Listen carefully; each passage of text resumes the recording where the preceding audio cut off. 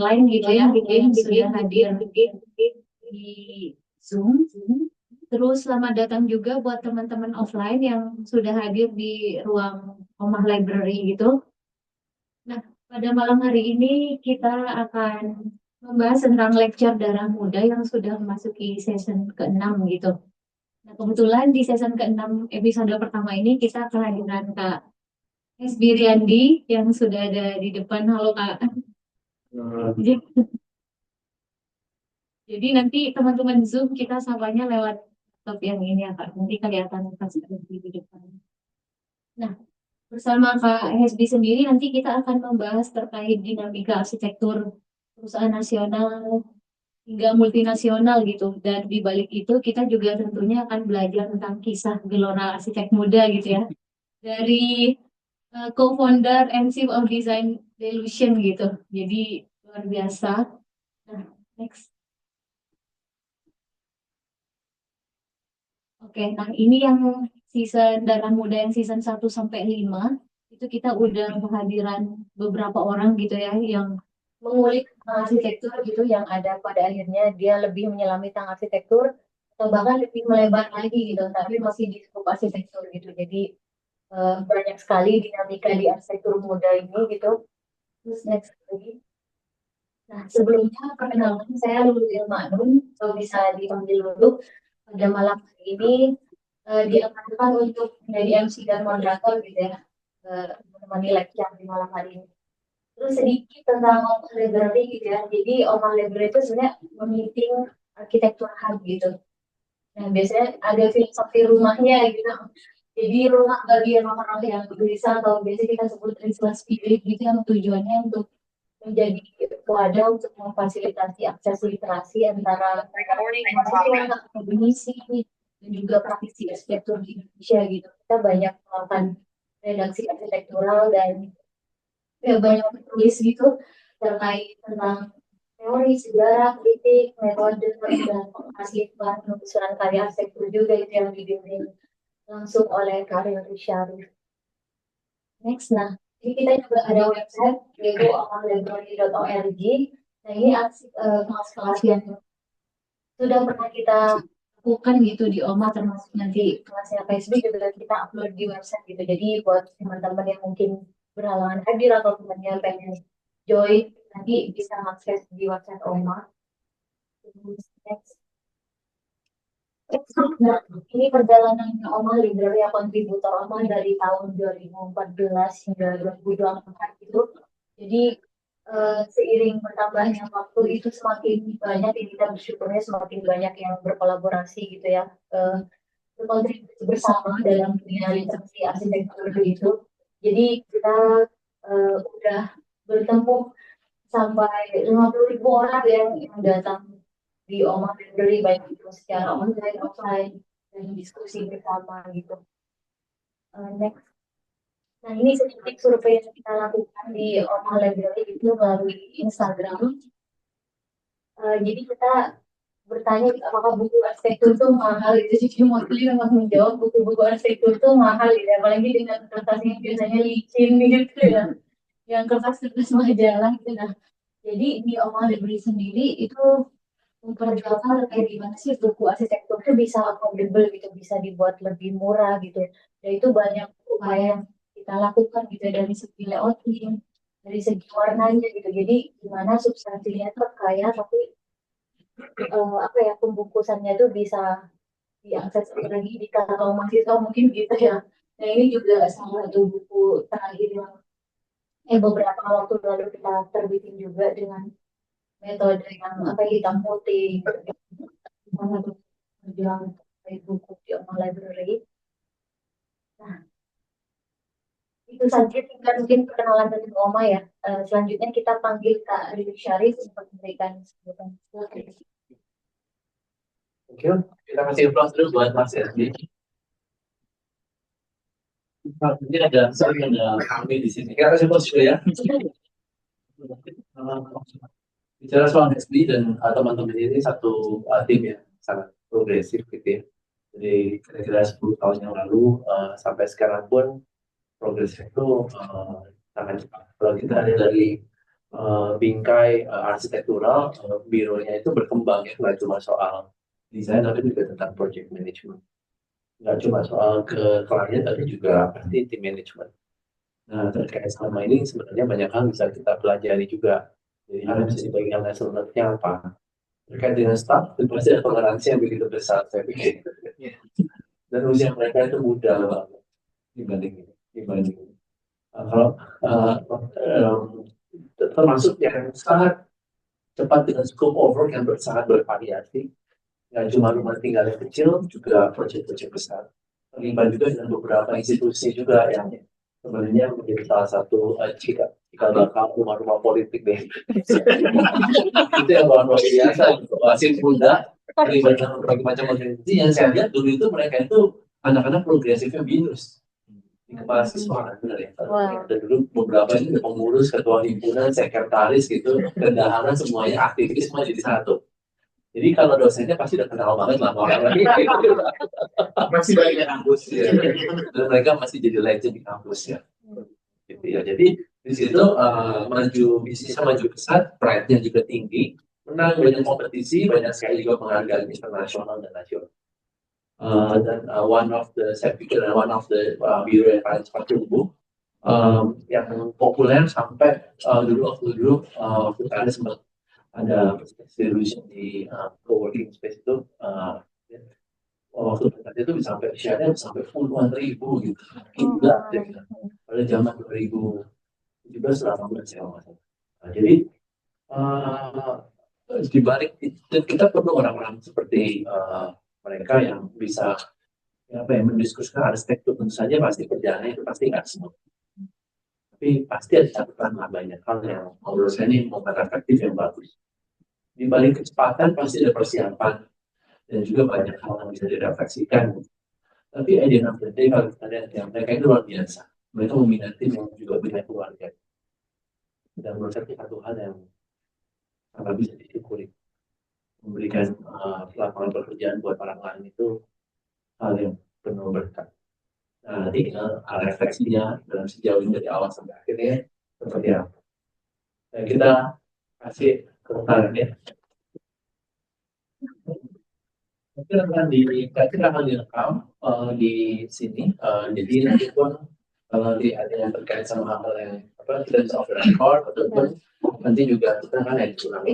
Jadi sistem dari one officer ya. tentang cerita tentang delusion dan restless spiritnya. Ngobrol sekali lagi ya.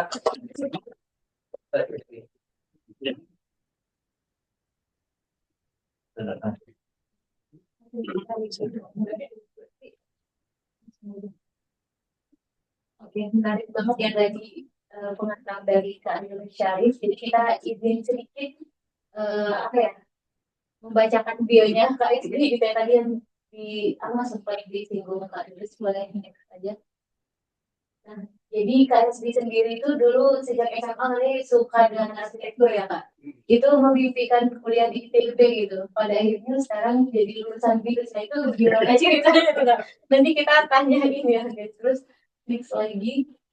Terus Kak SB sendiri seperti yang Kak Aris ceritakan tadi, sangat terbuka gitu ya pikirannya dan banyak terlibat dengan magang juga sempat di Andramatin ya Kak. Terus banyak terlibat di Jong Arsitek, di mana waktu itu sempat ngundang Raifulas juga gitu ya. Pada masanya aktif banget gitu.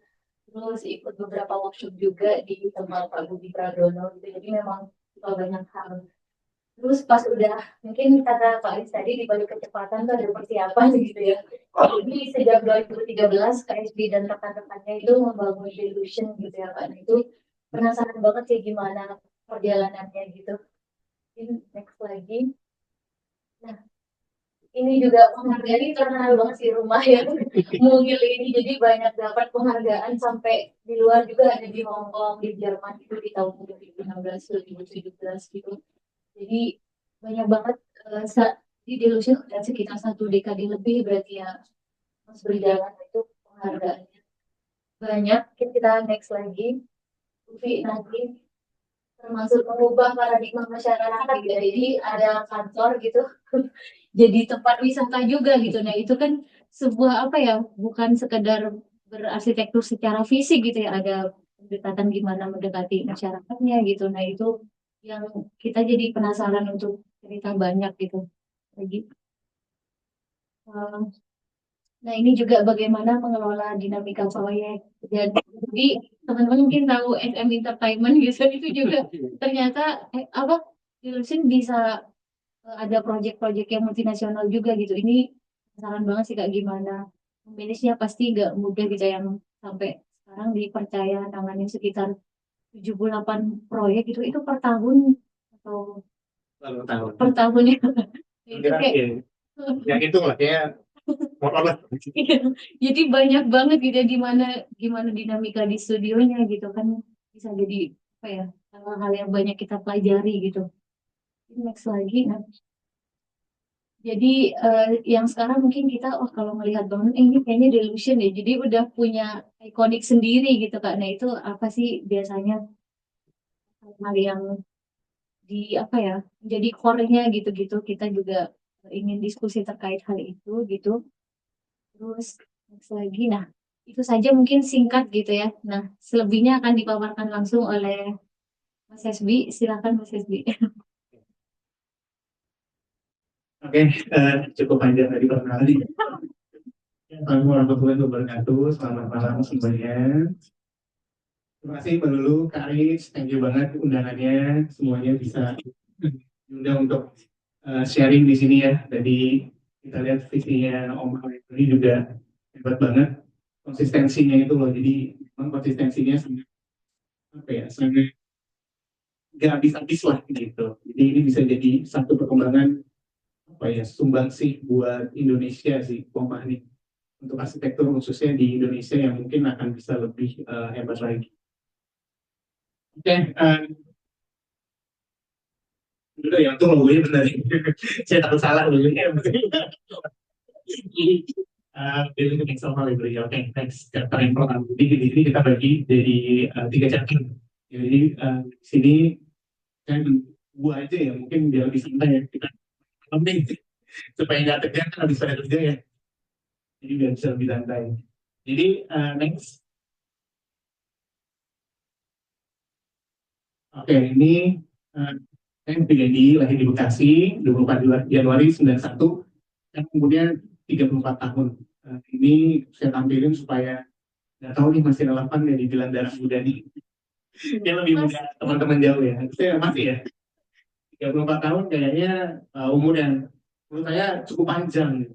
Ya, terutama mungkin di arsitektur ini kita udah hampir 13 mungkin 12 tahunan 13 tahun lah jalanan yang memang cukup panjang buat saya pribadi, buat teman-teman juga, partner saya juga gitu.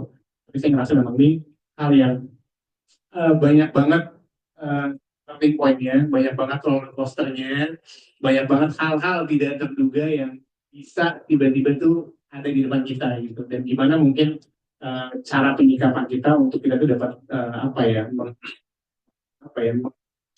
menyelesaikan masalah-masalah yang ada. Gitu. Next. Nah, ini di sini ada yang tapi Gak licin. Iya.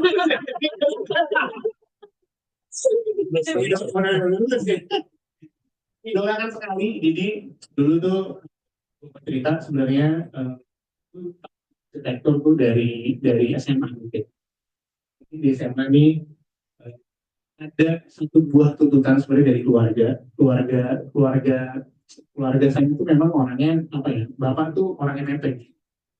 MFP sempat di Royal Haskonin, sempat di ICOM dan lain-lain lah gitu. Jadi emang ada basic tekniknya gitu sehingga mungkin mama secara pribadi kayak kamu ini anak cowok harus kuliah di teknik lah gitu atau enggak harus ambil dalam jurusan IPA di SMA gitu. Nah di situ pun saya berpikir mulai SMA nih kayak apa ya yang teknik tapi nggak pusing-pusing banget gitu. Karena kalau udah tekniknya kayaknya kuliahnya tuh mungkin banyak yang berbau matematik dan lain-lain gitu. Dan saya ngerasa mungkin kayaknya arsitektur ada gambaran yang kayaknya lebih gampang nih buat dipelajari gitu. Nah disitulah memang ada kebayang bahwa gua akan coba jadi arsitek deh gitu.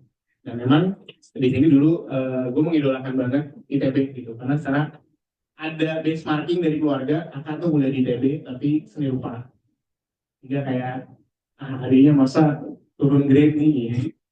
Sebenarnya nggak gue nggak turun grade juga gitu karena basically sekarang gue ngeliat tuh sebenarnya semua universitas sama aja gitu. Dimana tergantung kayak niat niat si apa ya niat yang mahasiswanya niat yang kuliah nih sebenarnya mau ngarahin kemana mau sukses apa enggak mau jadi pribadi yang seperti apa mungkin itu yang akan ngedrive lebih jauh lagi tapi bukan di mana kita tempat tuh kita berada di mana gitu. Nah akhirnya uh, lulus lah, bukan lulus, maksudnya masuklah ke BINUS, tadi daftar ITB gitu, udah coba berkali-kali nih, ITB 2 kali nggak dapat, Unpar dapat, ngelamar arsitektur, sama sipil, dapetnya sipil, daftar UGM, dapetnya mesin, udah ke sana sempat lihat kalkulus 1, 2, 3, 4 ya kita, ya udah deh kita urungkan ya dulu lah, kayaknya coba udah setahun nggak apa-apa deh gitu, akhirnya cobalah masuk daftar di BINUS. Nah, di BINUS nih sebenarnya sempat underestimating gitu. Kalau BINUS sekarang mungkin udah canggih ya, udah keren ya. Kalau ada BINUS ya sih. Ada beberapa kayaknya ya. Mungkin udah canggih ya. Jadi beda banget sama zaman kita dulu nih. Zaman dulu nih kita masih sangat terbatas banget gitu. Dan BINUS pun juga arsitekturnya terhitungnya masih cukup muda lah gitu. Buat belajar di sana gitu. Sehingga ada underestimating ini yang saya ngelihatnya dirinya saya sendiri juga kayak ngapain lagi ya supaya memang gue ini gak dapat ilmu cuma dari kampus doang gitu karena gue ngerasanya kayak ada beberapa yang trigger untuk kayaknya kalau di kampus doang itu nggak terlalu nggak banyak ilmunya sih tapi lebih kayaknya nggak terlalu ngelihat keluar deh. Nah di sini gue coba sendiri pribadi tuh pengen lebih jauh lagi ngelihat sebenarnya tentang arsitektur tuh kayak apa sih gitu. Nah akhirnya masuklah ke himpunan mahasiswa arsitektur. Jadi kan mahasiswa ya gelora mudanya banyak banget yang di sini kita juga sempat bikin banyak acara nih ada Tarik bicaranya di sini. 2012.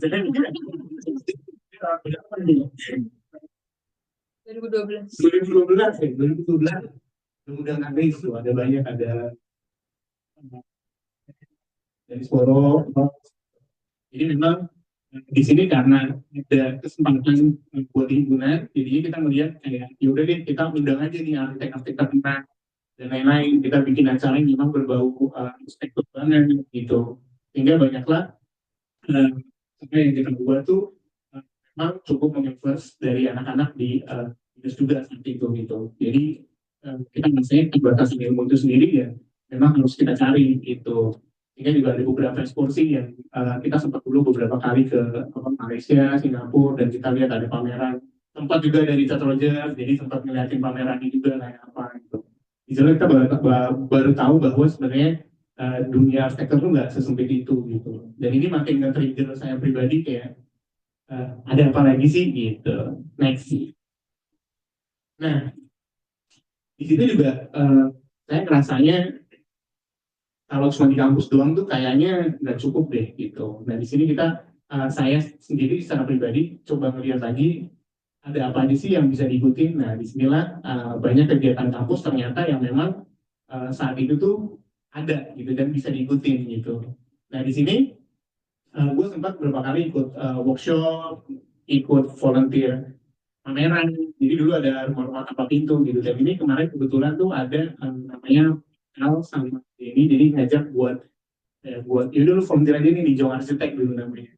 Gitu. Jadi di Jong Arsitek ini nih banyak banget ilmunya dan luas banget dulu ada pameran Oma juga gitu. Jadi ada rumah tanpa pintu, ada Martin, banyak banget pamerannya yang itu gue coba ikutin satu-satu lah gitu dan ngelihat lagi sebenarnya arsitektur tuh kayak apa sih gitu. Ada yang pertama di Praga juga. Jadi ini berapa nih ya? Ini 2010-an gitu. Jadi emang udah cukup meminati dunia arsitektur tuh kayak apa. Next. Nah, jadi selain itu pun juga aku ngeliat lagi nih, apalagi ya, kayaknya nggak pernah puas ya, mungkin manusiawinya, mungkin ngelihat kayak yang arsitektur tuh nggak segini aja nih, gitu. Cuman nge-trigger lagi, apa sih yang coba bisa dicapai di dunia arsitektur secara pribadi, gitu. Akhirnya, saya sendiri pribadi coba melihat sayembara-sayembara yang ada saat itu, gitu. Nah, mungkin hasilnya jelek-jelek ya, kalau bisa dilihat. Zaman dulu nih jelek-jelek banget, gitu. Cuman kalau zaman dulu gue pribadi dan karya ini wah gila keren banget nih gitu. Bisa menghasilkan karya-karya yang kayak begini gitu padahal ya dulu banyak yang menangnya juga gitu dan ini ada beberapa kali juga kesempatan alhamdulillah bisa menang juga kayak di sebelah tuh ada BCA Asia itu dulu Future Arts ya Future Art tuh lebih ke riset gitu jadi risetnya itu tentang kayak urbanisasi ini gimana sih nanganin urbanisasi pakai arsitektur gitu itu kan kayak nggak kepikiran cuman kayak dulu sempat kulik juga gimana ya caranya orang tuh pindah ke kota terus di kota jadi pengangguran dulu kita kasih kerjaan aja cuman kerjanya di mana ya oh dia mereka tinggal di slum area nah slum areanya coba kita develop nih supaya bisa menghasilkan seperti apa gitu nah kan sempat juara juga saya buat kayak Yesus Jayapura kita juga menang dan tim lah beberapa jadi di sini membakar semangat kita tuh untuk terus selalu berarsitektur lagi gitu next. Nah, selain itu juga karena sering berkegiatan tadi sama Jong Arsitek segala macam, jadi kenal banyak orang yang di arsitektur, bahkan kenal kepala studionya ini, kepala studionya itu, akhirnya dapatlah saya kesempatan magang di Andamati gitu. Dan mungkin kayaknya magang di Andamati ini bukan karena potensial ya, kayak orang kayak lebih kasihan. Kayaknya udah volunteer di mana-mana nih, kayaknya kalau nggak dimasukin magang nggak enak deh gitu. Jadinya jadi sempat magang gitu. Nah di magang ini juga diajarin lah banyak hal tentang arsitektur tuh kayak dari sini juga sempat beberapa kali jalan-jalan sampai ke Karangnya Darmati dan itu juga buat sangat bersemangat lagi berarsitektur gitu jadi memang dari puasnya ya cobalah terus juga ini magang pun juga sebenarnya nggak lama cuma 6 bulan dan cuma di 6 bulan itu ngerasa ilmunya cukup banyak dan memang dan itu karena ada kebutuhan terus di 2013 jadi stop magang 6 bulan ngelulusin dulu kuliahnya ya sampai nggak lulus karena pertanggungjawaban orang tua nggak enak dan setelah lulus ini barulah bikin ke delusionnya next nah oke ini chapter 2 nah ini delusion jadi ada Mas Fahmi sama Mas Ega gitu jadi dulu kita delusion ini berempat cuman dengan dinamika yang ada jadi akhirnya kita tinggal bertiga di delusion sama Mas Fahmi sama Sun juga gitu ini kantor-kantor awal kita lah di Taruh itu next. Nah, oke, jadi kita ngomongin delusion dulu ya. Jadi tentang delusion ini dulu itu kita berpraktek di umur yang ya. Baru lulus tuh biasanya orang lulus tuh umur berapa ya? 22 ya. 22 tahun. Nah, di 22 tahun itu kita mencoba bikin yang namanya Delusion gitu. Jadi memang ini tempat kerja pertama kita, biro pertama kita, usaha pertama kita gitu. Dan tentunya itu bukan hal yang mudah ya gitu, karena balik lagi ini baru lulus bisa apa sih gitu. Dan dari mana sih misalnya kesempatan-kesempatan itu tuh bisa tercipta gitu. Kok bisa sampai sejauh ini, bisa sampai berpraktek dengan karya-karyanya gitu. Jadi karena baru lulus banyak yang bilang kita tuh dulu atau menculan gitu. Nah di sini sebenarnya di lulusan tuh dulu kita punya apa ya, punya spirit lah kita bilangnya. Itu namanya new paradigm. Gitu. Mungkin ini dulu cukup populer dan ini gitu. Jadi kita coba lihat nih, karena kan banyak banget apa ya. Kita tuh dulu susah banget nih infuse klien karena kita belum ada pembuktian gitu. Nah, belum ada pembuktian ini ngebuat kita tuh gimana ya caranya supaya masyarakat luas nih atau klien kita sendiri itu tahu gitu aspek itu yang bagus kayak apa gitu. Nah, biasanya persentase itu kita mulai dengan hal yang sesimpel ini. Ini paradigm gitu. Kita menjual anak putih. Nah, menjual anak putih kayak apa sih gitu. Jadi dulu kita kasih contoh gambaran perbandingan tentang Indonesia sendiri dan arsitektur yang ada di luar gitu. Kita lihat, kita kasih lihat klien kita, Bu, padahal mau bikinnya rumah nih, mau bikin rumah, tapi kita ceritanya dari mall. Bu, kita kalau mall ibu di Indonesia ini apa? Oh, mall Pondok Indah mas. Gitu. Yang bagus nih menurut ibu udah bagus ya. Bu, di luar tuh ada namanya Neo Soko yang dibikin sama Adit loh bu. Bentuknya kayak gini. Ibunya ngeliat, wah, hebat juga ya. Gitu. Terus apartemen bu, apartemen kan apa sih bu? Ya apartemen kan ya di luar ya lurus-lurus aja di Indonesia gitu. Kok ternyata ada yang dibikin sama Mak di Singapura tuh apartemennya kayak gini bu, stacking gitu. Oh iya ternyata bagus juga ya gitu. Nah itu juga dengan kayak jembatan penyeberangan di luar kayak apa kita lihat, terus halte sebenarnya kayak apa sih di luar, taman bermain, ini ada penghuni di Jepang, terus ada low rise apartemen, ada punya IG. Kita selalu membandingkan hal-hal tersebut tuh itu men-trigger klien kita supaya klien kita tuh tahu gitu bahwa oh ternyata banyak banget ya hal di luar sana yang mungkin itu bisa apa ya, bisa jadi reference lah gitu. Dan kebanyakan orang tuh nggak tahu. Soalnya klien kita nih yang nggak ngerti arsitektur tuh pasti nggak tahu gitu. Kelihatannya kayak cuma dia, oh ya udah sih mau bukan bikin rumah ya, rumah standarnya kayak begini gitu. Ternyata yang di luar standar tuh banyak gitu. Contoh kayak perumahan, kenapa sih perumahan bukannya sama semua bu gitu. Kira-kira ada loh di luar tuh yang perumahan bukan beda.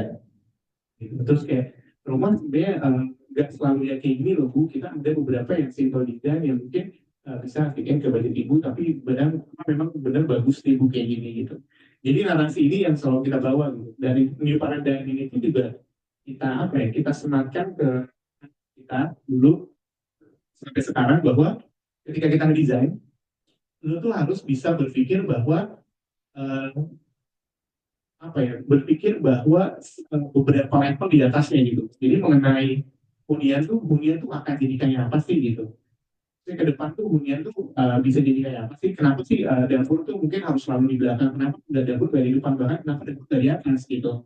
Nah kita tuh selalu mempertanyakan hal-hal yang kayak begitu gitu. Kenapa sih area service selalu di belakang? Kenapa nggak area service tuh misalnya di depan gitu? Kenapa meja makan harus di dalam ruangan bu? Kenapa nggak di luar ruangan gitu? Kenapa tidak fungsi rumah tangga? Kenapa tidak jadi ragu sih? Atau misalnya tangga bisa jadi sesuatu yang itu bisa eksploratif sekali gitu. Nah, itu dibayar kita trigger ke anak delusion untuk mereka tuh selalu berpikir seperti itu. Next. Nah, dan delusion sendiri sebenarnya kalau di praktek arsitekturnya kita bilang tuh kita nggak punya red line. Gitu. Kita nggak punya garisan desain yang itu tuh pasti ada delusion, nggak ada. Gitu. Kita lebih banyak mengeksploratif lah dari pemikiran anak kita gitu, karena beragam banget ya gitu. Contohnya kayak dari kampus mana, dari daerah mana orangnya, dulu dari backgroundnya seperti apa gitu. Nah itu yang membuat kita pengen ngeliat bahwa coba deh kalian explore apa yang menurut kalian memang bagus gitu. Tapi di sini ada sistem kuratorial gitu. Dari head of studio-nya, dari senior-seniornya, kurator bahwa kita selalu berdebat bahwa ini yang bagus, ini yang enggak, ini yang bagus, ini yang enggak gitu. Sehingga Maksudnya dengan keliaran itu kita tetap mendapatkan satu hal yang memang bisa kita bungkus secara rapi gitu. Tapi di luar itu pun kita punya beberapa hal atau pakem yang memang itu harus ada di desain kita gitu ya. Pertama ada kita pasti start from your problem gitu, karena kita di sini percaya bahwa arsitektur itu nggak cuma gimmick doang, nggak cuma bagus doang, nggak cuma efisien doang, tapi itu bisa menyelesaikan masalah, seenggaknya masalah klien kita gitu. Pasti kan datang klien kita punya masalah, mas saya kayak begini nih, gimana cara desainnya gitu, itu yang kita coba selesaikan. Yang kedua di luar tuh ada fitur budget gitu, balik lagi eh, kita percaya dan kita meyakinkan ke klien kita bahwa kita juga jual mimpi gitu. Kita memastikan bahwa yang kita desain itu harus kebangun dan ibu harus merasakan gitu. Nah itu yang kita mau coba infuse terus ke klien. Nah di situ juga ada branding identity, dilihat sama fitur behavior. Jadi kalau branding identity kita lebih ngelihat kayak sebenarnya si klien itu tuh bisa bisa apa ya, bisa explore sesuatu nggak sih, atau karakteristik dari si kliennya seperti apa sih gitu. Terus maksudnya yang dimau klien kayak apa gitu. Jadi memang si branding ini mencirikan bahwa kayak rumah orang si A ini ya akan berbentuk seperti orang si A-nya gitu. Sehingga orang udah bisa menceritakan sendiri bahwa oh ini rumah dia banget nih gitu. Terus ada green design, kita juga karena di negara tropikal ya, jadi kita sebisa mungkin mengadop apa ya, prinsip-prinsip desain yang tropikal banget gitu. At least dari pencahayaan sama penghawaan itu aja paling dasar gitu. Dan itu yang kita mau tetap harus selalu ada di desain kita. Sama fit to behavior. Jadi balik lagi untuk layout dan lain-lainnya itu pasti akan ngaruh ke behavior dari si klien kita gitu. Dia mau apa, ngerjain apa, kebiasaannya seperti apa, dari ruang mana ke mana. Nah itu yang ngebuat ngebentuk si arsitektur sendiri gitu. Jadi memang desain-desain kita tuh sangat beda-beda gitu. Jadi kalau yang udah pernah lihat desain delusion tuh yang mungkin satu rumah ke rumah lainnya mungkin nggak ada yang sama. Mungkin ada, tapi biasanya materialnya, karena material itu kita bilang seasonal gitu. Jadi kadang kalau lagi musim material ini, kadang ngulang terus sampai berapa lama kita coba breakdown lagi material baru, nah itu baru ada lagi kayak gitu. Next. Nah, eh, tadi untuk biasanya klien personal kita gitu, atau saya nggak personal duluan, ada kita bilangnya di klien B2B kita juga sama. Nah, di sini pun juga ada hal yang biasanya kita jual ke klien B2B banget gitu. Karena kadang bermain di apa ya, di prinsip di klien personal sama klien B2B itu agak beda gitu. Sehingga itu jualan apa ya, jualan yang lebih baik nih buat klien B2B kita gitu, karena meyakinkan mereka tuh mungkin akan ada di level yang berbeda. Jadi di sini kita coba kasih lagi ke klien B2B kita, biasanya kita tambahin di company profile-nya itu ada namanya world class innovation gitu. Jadi di sini kita akan selalu melihat perkembangan peradaban di dunia itu seperti apa, dan kita coba adopsi di lokal. Terus ada quality assurance, jadi quality kita menjamin bahwa quality yang kita deliver nih akan sesuai lah gitu. Karena dengan prinsip kita tuh ngawasin desainnya, ngeceknya, dan lain-lain itu bisa membuat desain itu tepat sasaran. Terus one stop solution, karena tim kita lengkap juga tadi ya, dari permasalahan itu budgetnya, kita pun juga bisa ngebungkus supaya kita jadi one stop solution, dan supaya klien itu bisa mendapatkan solusi dari kita doang, bukan dari kita doang, lebih ke dari kita tuh udah keluar solusi yang pasti itu seperti apa. Sama detail perfection, lebih ke detail-detail yang memang selalu ada di delusion. Next. Nah, ini kalau dari prinsipnya ini perjalanan kita dari 2013 gitu. Jadi di 2013 nih karena baru lulus ya, jadi desain-desain kita lucu-lucu banget lah. Jadi saat itu tuh kita bilangnya sebenarnya desain kita ini bagus banget kayak gini gitu. Dari dulu karena kan kita belum pernah menciptakan satu hal yang sangat atraktif ya gitu. Jadi kita melihatnya kayak wah ini desain yang keren banget nih, baru lulus gue udah bisa bikin rumah, artis rumah nih jadi ini berdiri gitu. Masih banyak yang berpikir kayak gitu, dan kita pun juga saat itu berpikir sangat seperti itu gitu. Kayak oh dia rumah dia punya bisnis cat, oke kita akan adakan moodboard catnya di rumah tengah, di rumah itu punya dia gitu.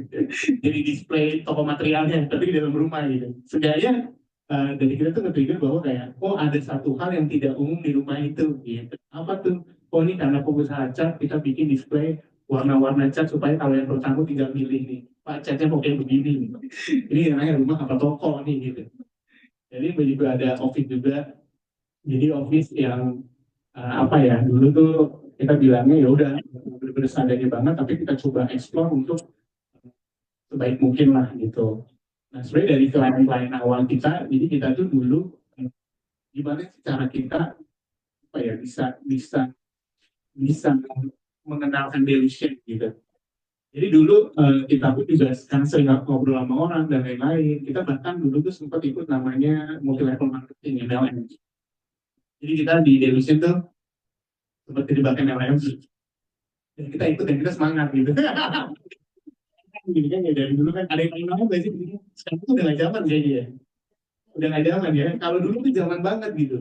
Dan cuman kita ngelihat jadinya apa ya? Karena kita ikutan nih kok kita nggak dapat domain ya. Kenapa ya? Gitu.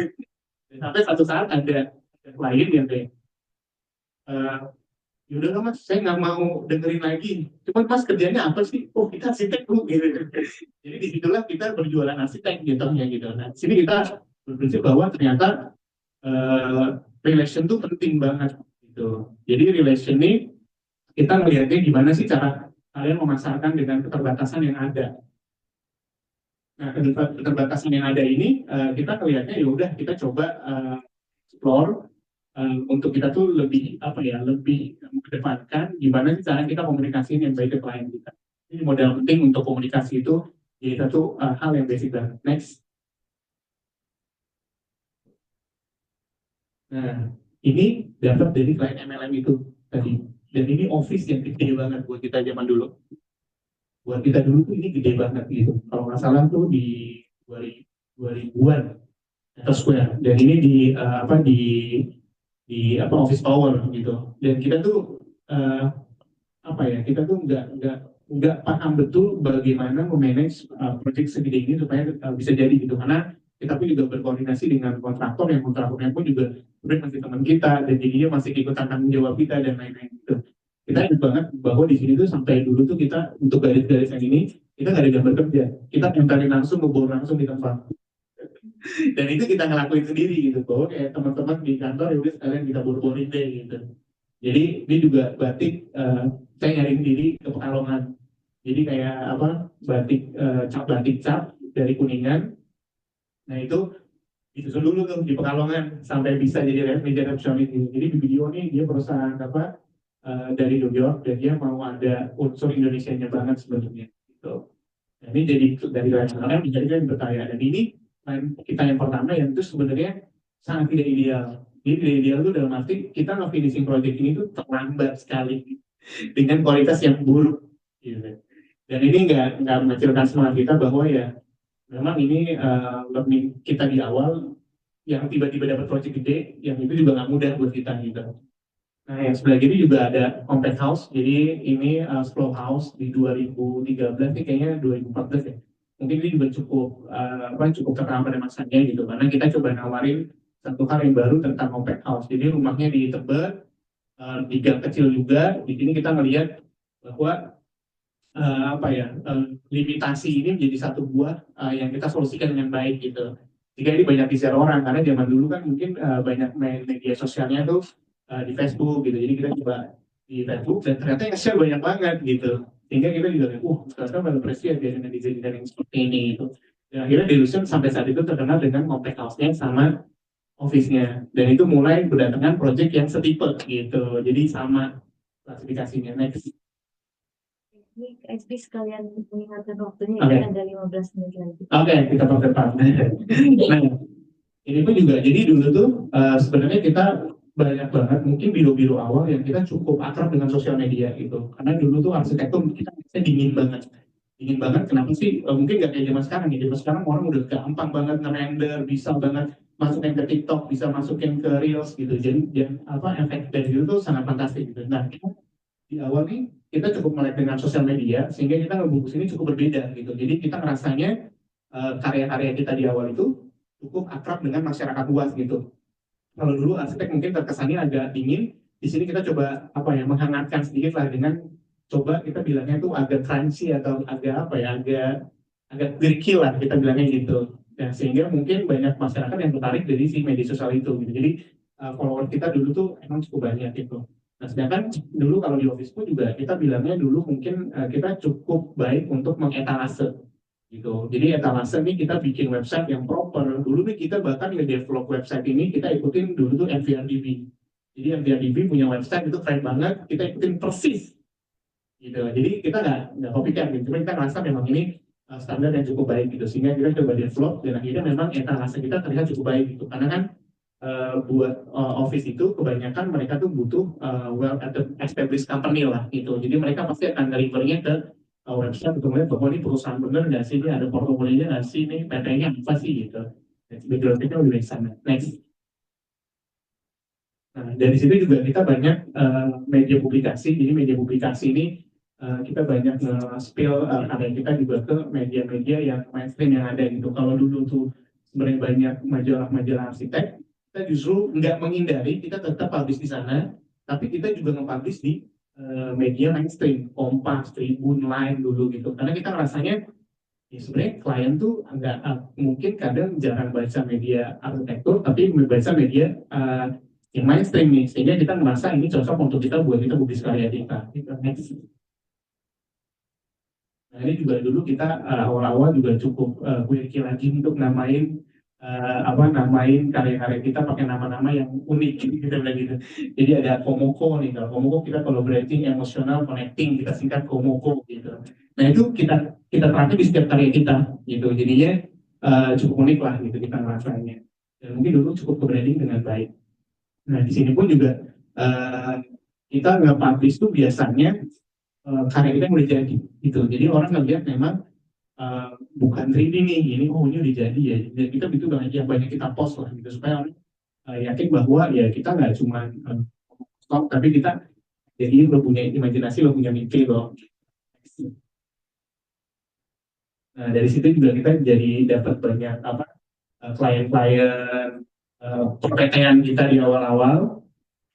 Jadi lebih kayak klien nasional, multinasional, sampai klien BUMN gitu. Itu tidak kita juga struggling di sana. Next.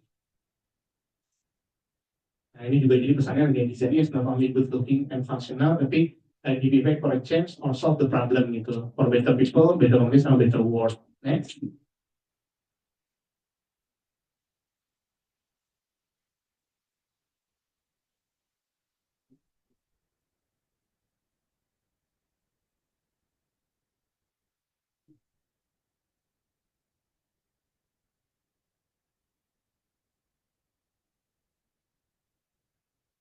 Sampai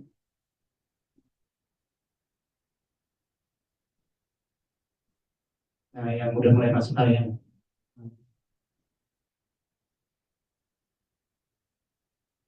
Oke, next. Nah ini karya-karya awal kita. Jadi ini ada dulu Twin House. Jadi ini kita merubah paradigma rumah-rumah di gang itu nggak selalu buruk rupa, tapi rumah di dalam gang itu bisa juga rumahnya sehat loh gitu. Dengan kita simplified materialnya, kita cuma pakai raw material, tapi di sini kita pencahayaan udara juga kita bikin oke lah gitu. Ini juga tadi klien Golkar kita, perpataian pertama kita yang bisa membuat pada juga bahwa orang tuh bisa loh main di kantor partai, walaupun sekarang udah dipanggil lagi. Nah itu, nah, ini juga ada roll out, jadi rumah sama, jadi segitiga, dan ini kita ngasih unjuk, biasanya kita foto dari drone juga supaya ngeliatin bahwa karya kita tuh akan bisa sangat berbeda dengan rumah di sekitarnya gitu. Nah ini juga ada Omnicons, kita nge-branding lagi, jadi branding identity-nya juga sangat kuat dari simbol code-nya juga, dari filosofi mereka, dan kita coba terapkan ke dalam interior design. Next. Ada PGN, ini juga BUMN, dan serumit apa BUMN itu, kita coba mengaplikasikan dan coba menginfus mereka bahwa BUMN itu nggak harus selalu terlihat jelek loh gitu, bisa juga bagus gitu. Mungkin saat ini udah banyak gitu, tapi saat itu tuh ini cukup challenging sih gitu. Di sini juga ada ring house. Jadi ring house ini lebih ke kita ngelihat rumah tuh nggak cuma dalam fungsi rumahnya doang, tapi kalau kliennya mau bisa loh kliennya bikin lapangan basket di dalam rumah. Next. Nah, ini juga ada Ogo House sama Traveloka. Dan ini juga satu klien kita yang cukup prestisius untuk kita kerjain, karena dinamikanya kalau di office tuh lebih banyak ya gitu, karena office design ini melibatkan banyak stakeholders lah gitu kita bilangnya gitu, sehingga mungkin akan sangat belibet untuk prosesnya. Next. Ini juga ada apa Genius X Coco Work ya, Coco Work tuh Go Work dulu ya mungkin ya. Sama Genius BTPM juga cukup multinasional juga, karena dulu namanya EV Hive. EV Hive ini dari Singapura gitu. Dia baru zaman-zamannya dulu tuh co-working space awal-awal gitu. Kita coba bikinin buat mereka di satu buah tower di lantai atasnya, paling atas, terus jadi satu lantai tower sendiri gitu. Ini juga ada rumahnya Mira Lesmana. Next. Ada SNMPTN juga, jadi ini kita dulu langsung ke prinsipal Koreanya juga, dinamikanya cukup ada, tapi nanti kesimpulannya ada di bawah kok. Ini juga ada rumah Gea House, kita belum namain, ini juga lumayan rumit juga. Kita next. Nah, jadi lebih ke message-nya, sebenarnya ada beberapa poin yang kita highlight dari kita bekerja di B2C dan B2B gitu. Dan ini cukup berbeda ya gitu. Karena kalau di fokus B2B kita fokusin banyak di portofolio kita, karena pasti akan cukup meyakinkan showcasing kita secara brand itu seperti apa. Kedua, legalitas yang eligible gitu. Jadi legalitas yang eligible ini juga sangat penting ya, karena kebanyakan perusahaan itu harus satu-satunya kita legal to legal gitu. Jadi nggak bisa sembarangan, dan ini hal yang kita nggak pernah pelajarin di kuliah arsitek gitu. Dan ketika kita masuk ke bisnis arsitek, ya memang mau nggak mau kita tuh dihadapkan dengan hal-hal yang seperti ini. Dari desain arsitek juga, delivery time. Jadi delivery time ini juga sangat krusial. Karena di office itu biasanya mereka tuh nge-pitching arsitek itu mereka ini bisa udah rent. Udah rent tuh berarti mereka cuma dikasih waktu 2 bulan tuh untuk fitting out gitu. Nah, gimana caranya 2 sampai 3 bulan itu bisa jadi desain sama build-nya? Itu cukup challenging dengan luasan yang 1000, 2000 gitu. Jadi itu hal yang memang secara manajemen pun juga sangat harus terpikirkan dengan baik. Terus harga juga BOK, sama kalau di B2B itu ada people oriented banget gitu. Jadi mereka pasti akan megang beberapa orang yang memang rasanya cocok dan memang bisa deliver apa yang mereka mau lah. Gitu. Nah, sedangkan kalau di B2C atau rumah-rumah tinggal, bisnis klien, kita biasanya personal banget gitu. Jadi butik banget, personal touch-nya tuh lebih kayak orangnya tuh kita lebih bersahabat dengan klien kita, lebih tahu tuh maunya apa. Terus trustnya juga ada, karena kita balik lagi kita kasih lihat portfolio kita dan lain-lain, dan mereka pun juga harus trust kita supaya mereka juga mau dengerin kita. Dan cara ngambil trustnya ini juga jadi satu trik yang cukup tricky lah kita bilang gitu. Terus budget oriented, karena biasanya di rumah tinggal tuh nggak mau yang over banget. Terus paham tren juga, empathy atau understanding ini jadi satu hal yang key point banget gitu, karena mereka pasti mau banget untuk di emong. Kita bilangnya di emong, di sektor pun di emong gitu. Terus ada fleksibel juga, kita nggak bisa kuat-kuatan sama klien karena jadinya akan cash. Jadi kita nge-suggest, terus lebih seperti itu. Next. Nah, kita juga selain rumah tinggal dan office, setelah beberapa perjalanan waktu kita ini lebih banyak juga ngedesain untuk yang non office sama rumah. Jadi ada masjid BSI, ada masjid juga, ada kafe. Biasanya lebih juga ada BUMN Mandiri untuk branch mereka, ada office building, ini juga ada gedung serbaguna, ada hotel juga, ada public building, ada UI juga yang kerjain, terus ada pos kota. Nah, ini udah chapter terakhir. Nah, jadi di situ pun juga kita sempat dapetin beberapa awards gitu. Sebenarnya fungsinya apa sih si awards ini gitu? Bukan kadang kalau untuk B2B itu cukup ngefek. Jadi untuk melihatkan bahwa kita well architecture friendly gitu, yang kalian bisa percayakan gitu. Cuma buat kita nih biasanya kita lihat awards ini ngetes kita sejauh mana sih kita berkarya itu bisa di-appreciate gitu, even sama lokal ataupun internasional gitu. Jadi bisa jadi tolak ukur untuk kita tuh selalu mengembangkan diri kita. Gitu. Next. Ini juga ada beberapa awards yang sampai 2020 dan next kita belum dapat lagi untuk award-awardnya. Karena dari award ini next kita juga bisa banyak ngelihat hal lagi sih gitu. Jadi karena si award ini kita bisa jalan-jalan, kebanyakan jalan-jalan sebenarnya gitu. Jadi berkedok kita ngambil award, sebenarnya kita mau jalan-jalannya aja gitu. Dan kita jadi ngelihat lagi dan menyemangati kita lagi tuh untuk apa ya, selalu berkarya tuh untuk lebih lebih hebat lagi sih gitu. Karena kita ngelihat ketika kita melihat karya orang yang gila banget, kita tuh pasti akan sadar bahwa aduh kita kok nggak ada apa-apanya ya gitu. Dan kita ngeliat supaya nggak trigger lagi bahwa kita ini harus bisa gitu. Dan buat di Indonesia maksudnya eh, ya pasti akan banyak dinamikanya, pasti akan banyak penyesuaiannya, pasti akan banyak peraturan bangunannya seperti apa gitu. Cuman kita ngelihat satu hal ini yang ketika memang di luar tuh ada, di Indonesia tuh pasti bisa ada gitu. Bahkan mungkin kita bisa nge-trigger kita jadi pelopor juga di Indonesia. Next. Nah, dan berikutnya kita juga masih belum tahu akan seperti apa Delusion gitu. Cuman di sini pun juga kita harus tetap apa ya, tetap visible lah, tetap tetap melihat harus tetap tervalidasi untuk melihat apa yang bisa jadi challenge kita dan untuk kita bisa mengembangkan arsitektur kita itu mengarah. Gitu. Jadi seperti itu. Terima kasih banyak.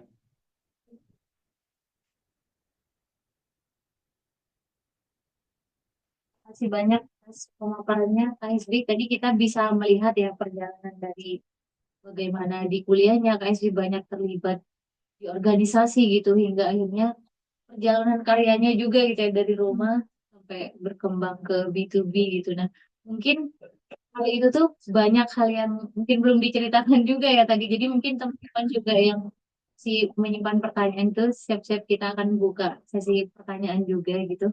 Mungkin langsung saja kalau ada yang ingin bertanya. Oke, silakan Irfan.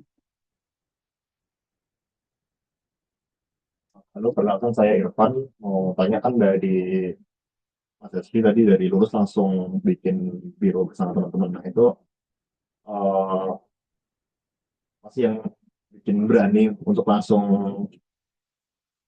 langsung bikin biro bareng teman-teman itu nggak kerja dulu di tempat lain atau gimana. Terus mungkin pertanyaan kedua, itu dulu deh mungkin. Oke. Yang membuat bikin berani bikin biro ya gitu. Jadi untuk bikin biro sendiri sebenarnya di usia muda karena apa ya, dulu karena mungkin terlalu menggebu-gebu gitu. Jadi sebenarnya basicnya kita tuh udah berpraktek sebelum kita bikin biro gitu. Jadi selama masa kuliah sebenarnya kita tuh udah ngejalanin beberapa proyek secara freelance lah gitu. Cuman kita bisa bilang ini bukan hal yang legal sebenarnya. Jadi kita coba bantuin desain siapa gitu. Sehingga memang terus tuh kita merasa boleh nggak ya kita coba kita bikin biro nih gitu. Karena memang kesempatannya tuh sedang ada kliennya gitu. Dan itu juga yang ngebuat sebenarnya positioningnya lebih ke selain keberuntungan memang ada kesempatan juga sih gitu. Tadi yang kita bilang karena kita berjaring ketemu MLM segala macam yang berujungnya jadi klien gitu. Sehingga mungkin karena ada proyeknya itu deh kenapa nggak kita coba bikin biro ya gitu. Nah di biro pun juga kita nggak expect aktif jadi sebesar ini, nggak akan jadi apa ya sedelusion sekarang gitu. Kita nggak ada yang kita pikirin karena dulu kita memang hobi hobi berkarya. Kita coba apa ya, mau deliver isi otak kita kayak apa gitu. Sehingga jadinya mungkin ya itu hal yang oh ternyata bisa bertahan ya gitu. Jadi itu mungkin hal yang apa ya? Kita bilangnya juga nggak sengaja sebenarnya, nggak sengaja sampai sejauh ini gitu. Tapi yang pasti dari nggak sengaja itu ya kita tetap konsisten untuk kita selalu deliver hal yang terbaik dari kita sih gitu. Itu kita nggak takut karena dulu kalau pikirin gaji mungkin kenapa nggak kerja dulu sih, kalau kerja kan enak ya dapat gaji gitu. Dulu kita makan kayak ya buat ngekos aja cukup aja gitu, makan ya itu yang penting makan gitu. Sehingga kayak tidur aja sebenarnya kita banyak banyak di kosan. Dulu kita tuh di Lusia tuh nggak ada kantor, tapi di kosan, ketika nyewa satu kosan, kita bertiga dulu di situ, gitu. Jadi ya tidur tidur kadang di situ, jadi lebih banyak habisin di kos-kosan itu sih, gitu. Sehingga mungkin karena ya terus berkembang ya, alhamdulillah, jadinya kita coba jalan terus aja, gitu. Ya, nah,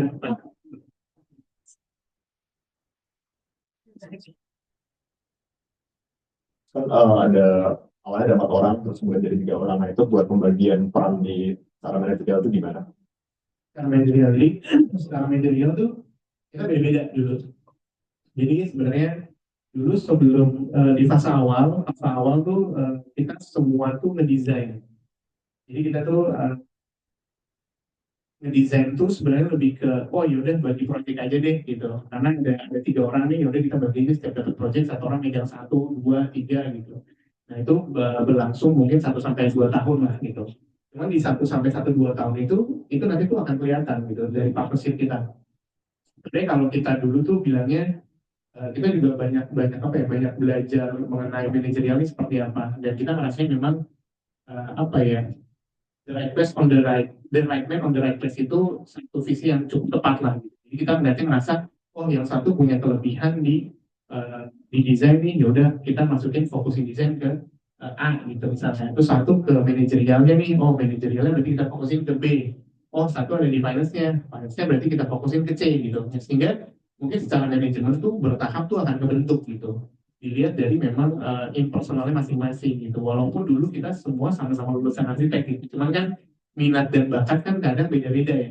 Jadi kadang emang yang udah fokusnya desain, sukanya desain, ya udah kita akan plot di sana gitu.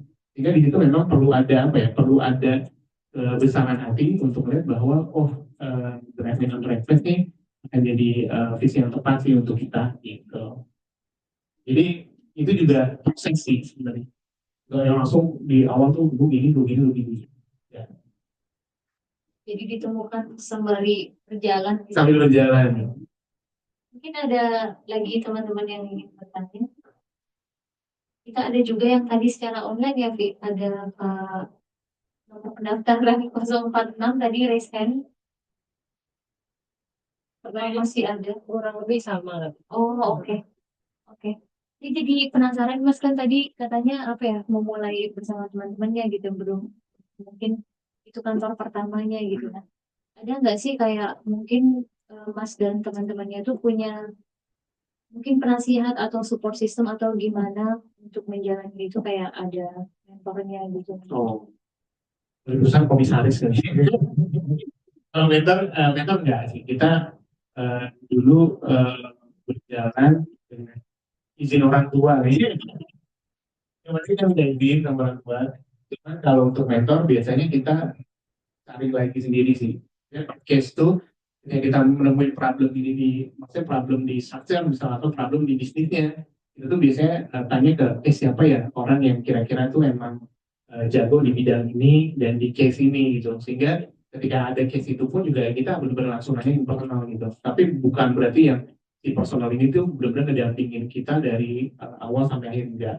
Gitu. Jadi per case ini kita biasanya ada teman kita, ada mungkin teman orang tua, atau mungkin sahabat, atau mungkin ya siapapun yang memang kadang orang nggak kenal aja bisa kita tanya. Bahkan kayak di kasus case konstruksi misalnya, kita sempat dulu deket sama orang total kita bilang. Orang total sih. Jabatannya apa ya? Sudah lupa gue. Pokoknya project lah, orang project management gitu. Sehingga mungkin dari situ kita juga dijabarin sama dia beberapa ilmu gitu. Karena memang ya kita coba approach aja gitu. Kita tanya, oh di LinkedIn ada nih Pak ini gitu. Jadi kita coba approach, kita tanya dengan problem kayak gini, dan kebetulan banyak yang welcome juga. Ada anak muda nih mau nanya segala macam. Jadi mereka, jadi nih gue coba jawab gitu. Oke, kebayang. Mungkin teman-teman ada yang, oh silakan Kak. Kaitan ke seseorang yang baru masuk, jangan dangerous lah ya. Iya. Kalau muda kan sesinya kan seakan-akan kalau ini dipaparkan seakan-akan bebas hambatan ya, kayak jalan tol dari chapter 1, 2, 3 kan.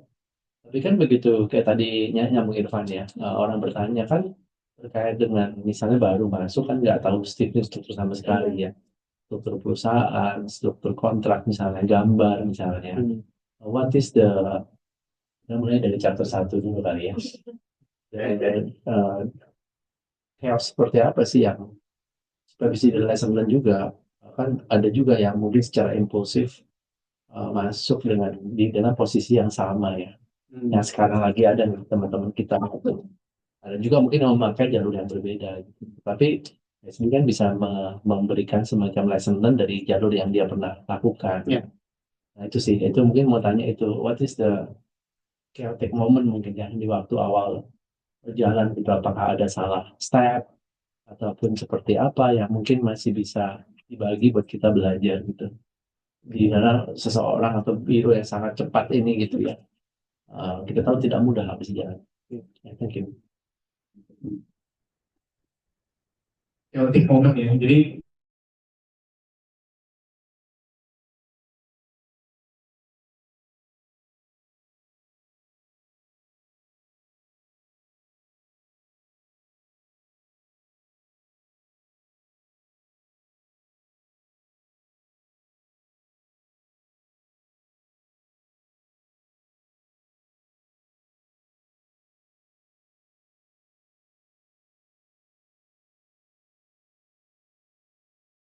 sampai hal yang sangat mendasar tentang perdebatan itu, ketika ada perdebatan itu metode yang harus dilakukan seperti apa sih gitu. Oh ternyata metode yang paling akhir kita harus vote nih.